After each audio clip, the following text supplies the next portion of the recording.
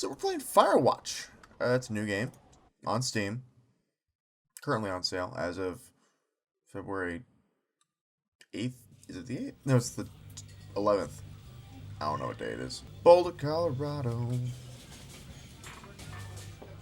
I really like the aesthetic, the out of focus lighting. Oh, Julia.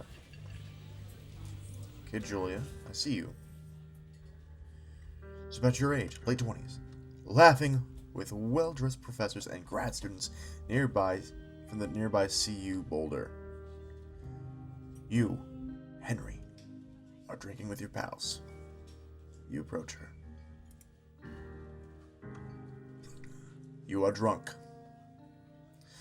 So, what's your, major? You're pretty. I'm gonna ease into this. It's gonna go with, so what's, your major? You slur the word major, and it smells like cores. You give an awkward smile. Evolutionary biology, she says, and I'm a professor. Cool. You reply. What's yours, she asks. She sniffs the air. Probably like cores. Toxicology. Was that a burn? Oh, no, she said that. Okay. She's being coy. Cute. That's cool. Was that a burn, you ask?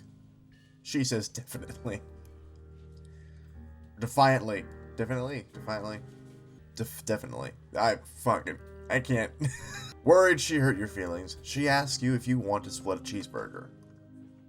If that were me, I'm not splitting a cheeseburger. It's all to myself. Look at me. Whoa! What? That made a jump. 1 week later, you are Julia's boyfriend. Ah. Does Henry just drunk? Is this part of his thing? Does he just drunkenly leave his backpack in the elevator of wherever the hell he's at?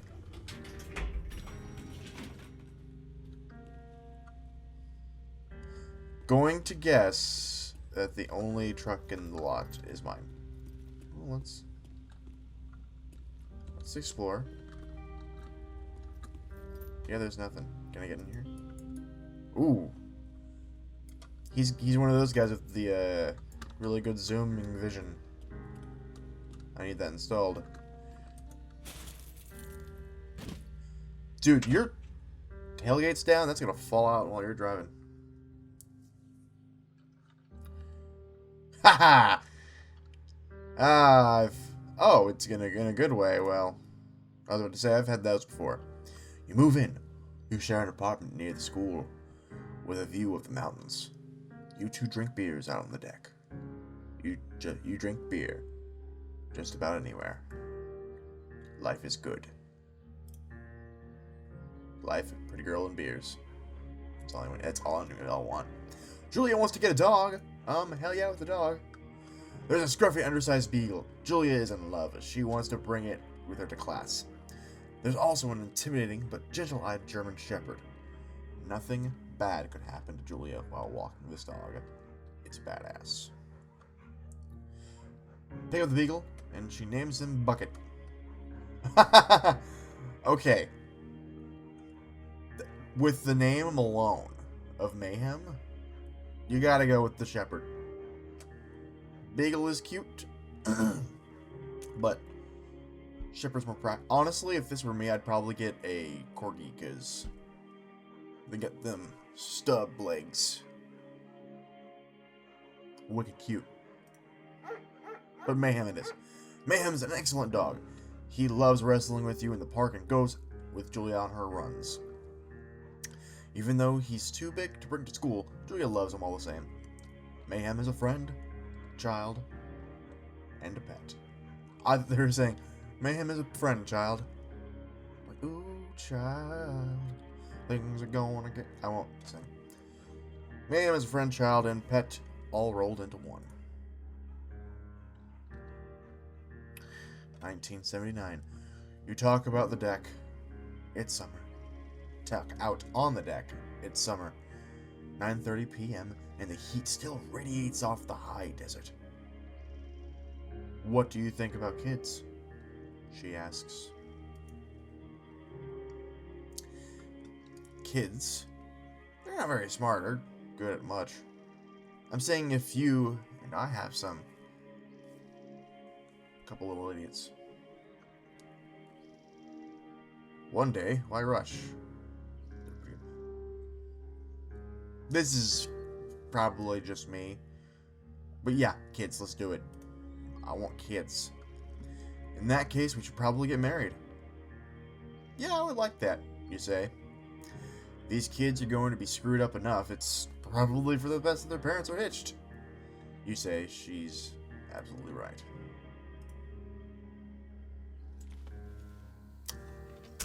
Oh. Okay, so... Whoa.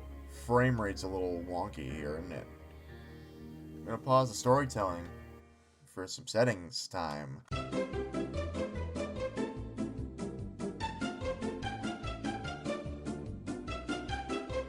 Let's continue on anyway.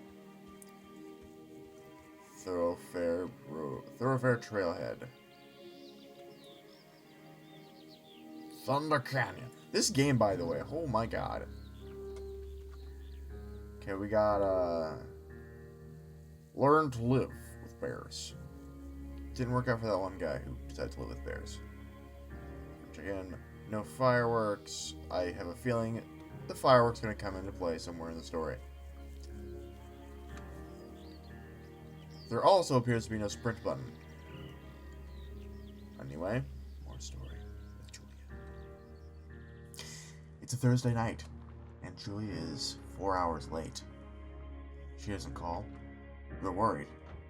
I'm getting angrier by the minute. She walks in after you've gone to bed. She's not quite drunk, but she's clearly been having a fun time. You fight when she gets between the sheets. You get mad. You ignore her. Okay, 4 hours gone. She's been partying. Okay. Okay, that's being passive aggressive is never a good thing, in my opinion. Don't ever do it. Just be straightforward. But getting mad about it's not gonna help really with anything at all. So get mad. You call her. Oh, this probably wasn't the best. You call her an inconsiderate asshole. She tells you to fuck yourself and and not to be such a baby. You call her selfish. She knows you meant it, and it hurts her feelings.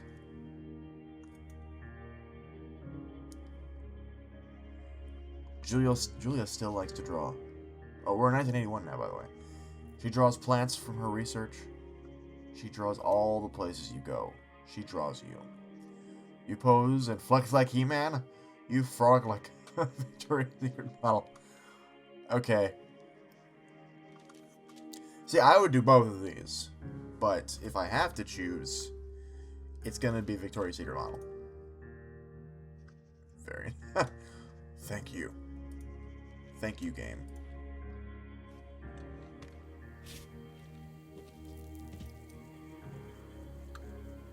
Oh, wow.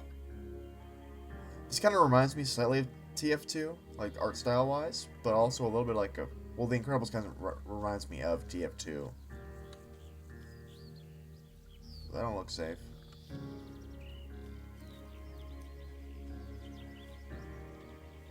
Oh man, this is a great looking game, and I'm sad to have to do this again. 2 forks, 8 more hours, miles, wow. I judge distance by hours because we live here in Texas, and it's super dumb how far places are. Wow. 1982. During the summers, you and Julia enjoy walking mayhem at night. There's a festival in town. It brings in folks from far, far away places. One of them tries to mug you with a knife. Mayhem runs away. Mamie, dog, Julia yells. She gets flustered and has trouble speaking when she's stressed. You confront the attacker. You scare him away. You beat his goddamn face in. Yeah. Your arm gets cut, but you beat the guy to a pulp. You don't feel very tough. You cry with your eyes out before the cops show up. Julia has to take a different path. From that day forward. You say okay. You don't want to go that way either. From then, you walk by the river. 1984. Ooh, plans to have kids get waylaid by work. Julia gets offered a job at Yale. Yale is in Connecticut, 2,000 miles away.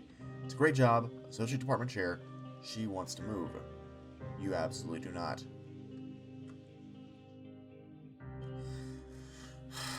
I mean, it's a good job for her. She wants to do it. I wouldn't hold, the person I love back. So, agree if she... you ask her that if she'll commute back and forth, you don't want to move to Connecticut. She says that'll be hard, but she'll do it if you won't move. You tell her not to pass it up, if that's what she wants. She agrees. She flies back to Boulder 3 times each semester. Now I feel bad about that. Damn it.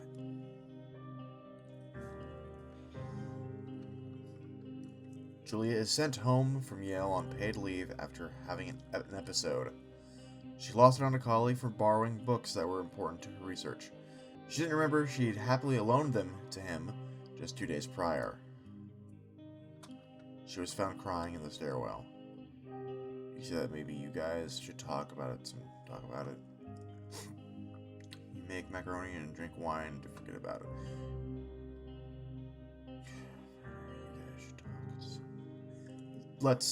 Ignoring it's never the right way to do it. You gotta tackle it head on. So, talk about it. Somebody. After seeing multiple doctors and having many tests, they are worried that Julia might be suffering from early onset dementia. She's 41. That's... We'll just have to keep it secret. That's sad.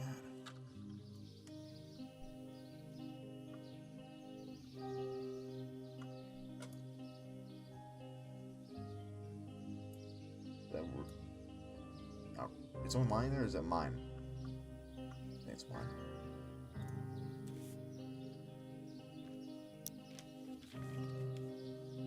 Oh. Well, I'll have to blur that out.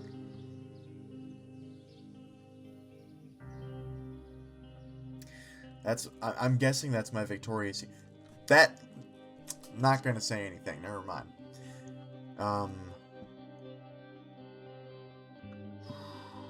Okay, Mayhem's getting older. He's got silver hair down his back and slows down at night. You and Julia walk him to the bar to see your friends, and it feels like nothing has changed. Julia goes back to the university. She said, Julia's affliction gets worse. She can't remember things in class. Her research is in shambles. She drives her car to the next town over for no particular reason and has to be brought home by the police. She is devastated. She is sent home on permanent medical leave.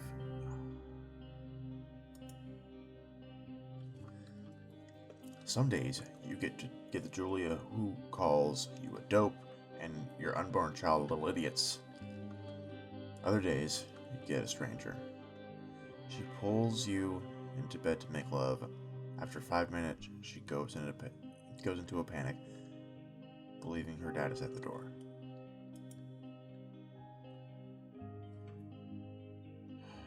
You tell her family. They are crushed and begin to make trips to and from their home in Australia to visit her. For a while, your friends come by with little things to brighten the day. She gets worse.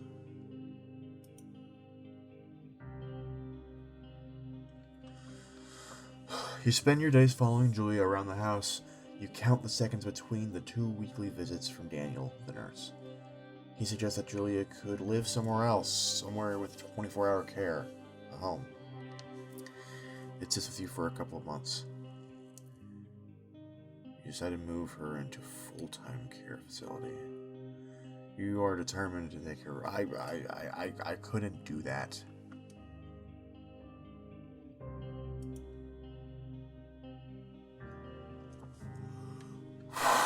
Oh man, this is Did I just wake up here? This is rough, I gotta say. Game's gorgeous. That's what I can say right now. This little entry prologue. Ooh. Bambi's mom. I won't. Just hopping away. It is impossibly hard. The worst is when you get mad at her. Like when she tries to cook her own food. You can't do anything without her. She can't do anything without you.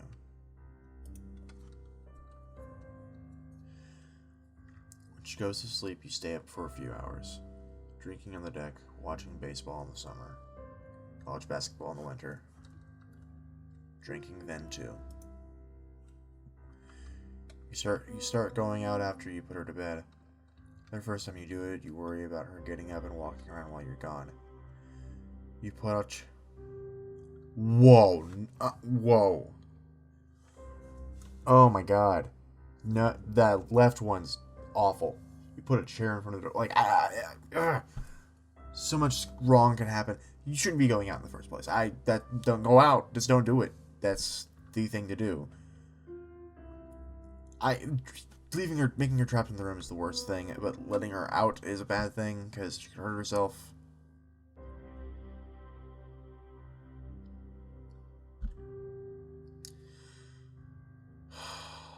What if there's a fire? What if she gets out and hurts her? Fudge. Okay. You trust that she sleeps like a rock. You go out to the same bar at the boring end of Pearl Street. It's nice there. Over time, you tell Sheila, the bartender, everything. It's a huge weight off. You're home and in bed by 1 a.m. like a couple nights a week. You look forward to those nights. One night, you're stopped at a DUI checkpoint. You blow a 1.10. I mean a .10. And are taken to jail for the night. You consider trying to hide it, but you tell your sister-in-law, Susan. Julia's parents take the next plane from Australia. They can't believe the state that your house is in. Then they tell you Julia is coming to live with them. You don't argue. You say you'll visit soon. A few weeks go by. Summer is coming and you see an ad in the paper for a job. You take it.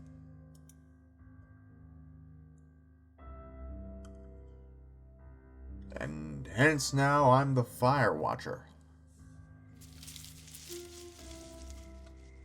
Oh. There's a very red light up there. Oh, it's so pretty. Oh man, we're getting some really weird artifacts going on here. Anyway.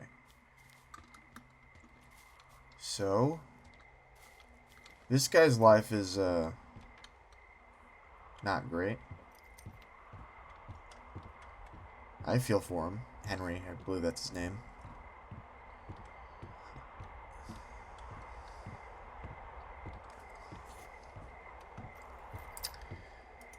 That's a lot to go through. Seriously. A little radio. My radio.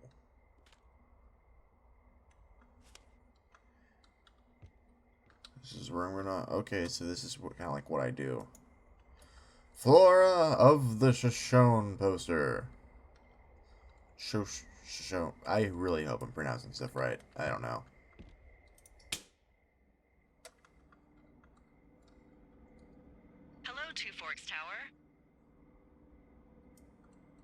left shift.